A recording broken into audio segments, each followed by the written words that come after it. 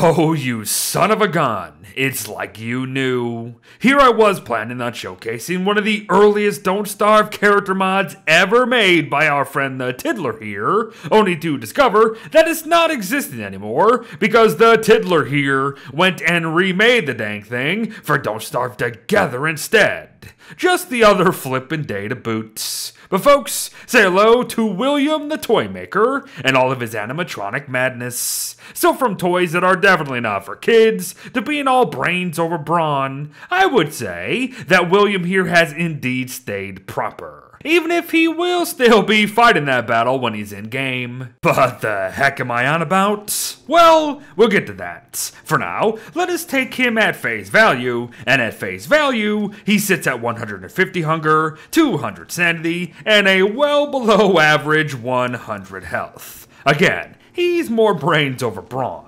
That said, this brain of his might actually give him some grief now and then too. For you see, when William is above 60% of his maximum sanity, he benefits from a passive sanity gain that starts out rather low, but will grow as said sanity increases. In fact, it reaches a point where even the sanity drain of Dusk is absolutely countered for us, but fall beneath 40% of his maximum sanity instead, and the exact opposite is going to become true.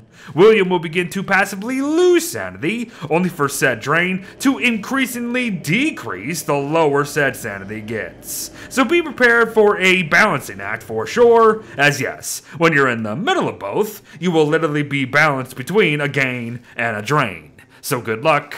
But what is this sparking mechanical heart thing that you have had us looking at this entire time, Beard? Ah, that is none other than the Heart of Invention, my friends. William here spawns into the constant with one already in his pocket, but additional hearts can be made via electrical doodads and cutstone if needed. And trust me, they will be needed.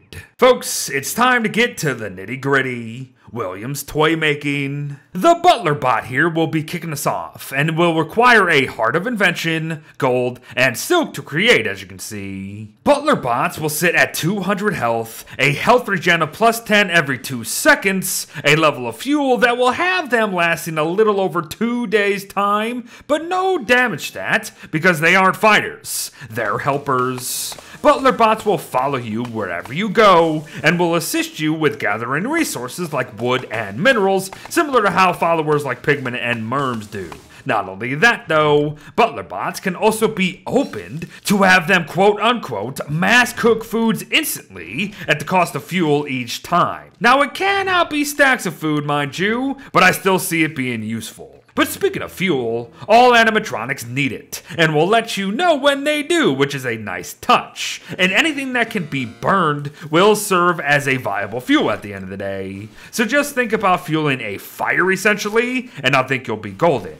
And before we move on, let's bear a few other things in mind here. All animatronics can be turned on and off at will to help preserve fuel. Only 3 Butler Bots can be activated at any given time, and when a robot dies, it will drop half the resources needed to make it itself, plus half the resources needed to create another Heart of Invention too. Not bad. But enough faffing about. Let's punch stuff. The Buster Bot is next, and at the cost of another Heart of Invention, Cutstone, and Pigskin, we can have an animatronic fist follow us around while boasting 300 health, a health regen of plus 10 every 2 seconds once again, fuel levels that will last just under 2 days, and damage levels that will sit at 37 for the time being.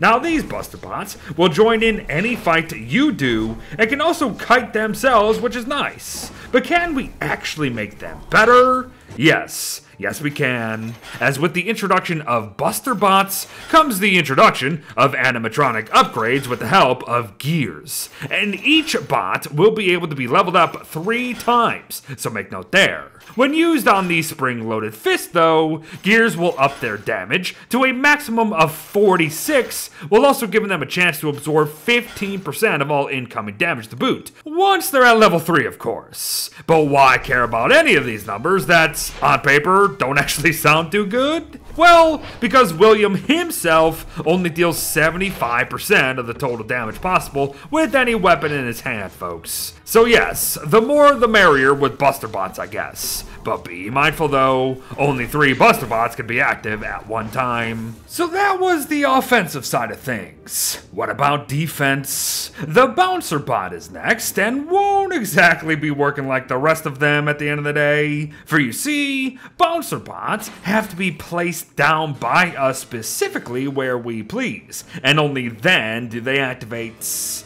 They will patrol the nearby area instead of following directly behind us. They will boast 2,000 health overall, they will deal 30 damage a punch, and they will even benefit from a health regen increase as they level up to help all of that. But what is it that they actually do? Well, they will taunt and draw aggro from all nearby hostiles very effectively, mind you. That's what's... It's very, very nice. Oh, and these gear upgrades I alluded to will indeed increase the amount of damage they absorb up to 24% as well, while raising that health regen I said to plus 25 every 2 seconds. It's good stuff. Even better knowing that there is no limit on Bouncer Bots at the end of the day, so have at it. But William's final craft is also his most shocking yet. No. Seriously, craft yourself a battery hat here for a portable, retractable turret that fires balls of lightning at range, dealing 24 damage a hit. And when I say at range, I do actually mean at range, as these things can certainly keep their distances from danger when needed. And they only have 150 health total, so they're definitely gonna need it. As even the gear upgrades will only raise their firing speeds and not their health or armor, mind you. Still, with no limit and their portableness in mind, I'm thinking they're still gonna be quite helpful here and there. But the one thing that could do with the potential change is the fact that even though it is firing electricity at stuff, the turret doesn't actually have an electric damage modifier attached to it, so wet enemies are taking all the same damage as the rest of them. Oh well, it's still fun. But to wrap up our fun here today, let's be sure to take a look at William's Dapper Ghost, something we wouldn't have been able to do in the solo Don't Starve version of this character, as well as give an ear to his proper voice. Enjoy!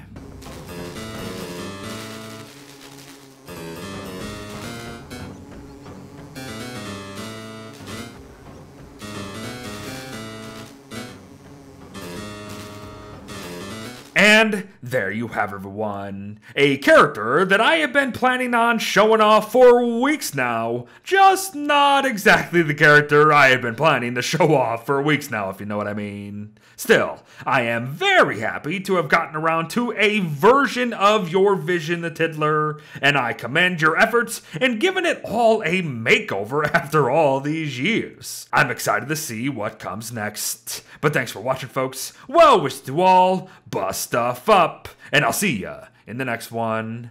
Bye-bye.